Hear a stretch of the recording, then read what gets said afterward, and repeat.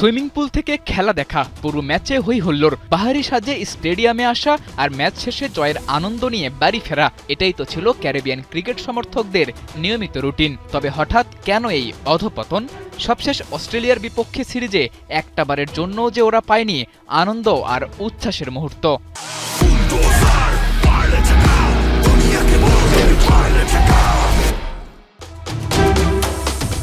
3 test আর 5 টি-20 লম্বা সিরিজে একটা টস কিংবা ম্যাচ কোনোটাই জিততে পারেনি ওয়েস্ট ইন্ডিজ। টি-20 ফরম্যাটের সাবেক বিশ্ব চ্যাম্পিয়নরা 2025 সালে সবচেয়ে বেশি ধুকেছে এই ফরম্যাটে। চলতি বছর এখন পর্যন্ত 9 ম্যাচ খেলে তাদের জয় মাত্র একটিতে, তাও আবার আয়ারল্যান্ডের বিপক্ষে। বাকি 8 ম্যাচেই সঙ্গী হয়েছে হার, যার মধ্যে 5টাই আবার ঘরের মাঠে।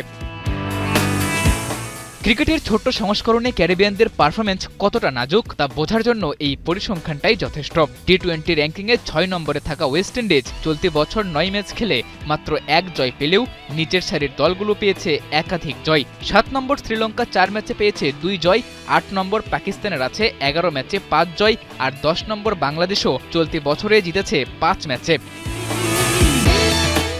বিশ্বের নানা প্রান্তের ফ্র্যাঞ্চাইজি ক্রিকেটে যে দেশটার ক্রিকেটারদের কদর এখনও সবার চেয়ে বেশি, তাদের এমন বাজে পারফরম্যান্সের কারণ একটাই, ক্রিকেটারদের লাগামহীন এনওসি। শক্তি সামর্থ্য সব থাকার পরও রাসেল হেটমায়ারদের নিয়মিত আন্তর্জাতিক ম্যাচ না খেলা ধীরে ধীরে নিচের সারির দলে পরিণত করেছে সাবেক বিশ্ব চ্যাম্পিয়নদের। গেল বছর ডিসেম্বরে তারা ঘরের মাঠেই বাংলাদেশের কাছেও হয়েছিল হোয়াইট ওয়াশড।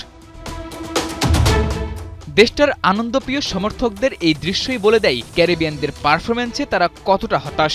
মলিন মুখগুলোতে কবে ফুটবে হাসি তারও নেই কোনো নিশ্চয়তা, কারণ দুদিন বাদেই টি-20 সিরিজ শুরু পাকিস্তানের বিপক্ষে। ছন্নছাড়া ওয়েস্ট ইন্ডিজ সেই সিরিজে ঘুরে দাঁড়াক ক্যারিবিয়ান সমর্থকদের হয়তো এটাই এখন প্রার্থনার মূল বিষয়।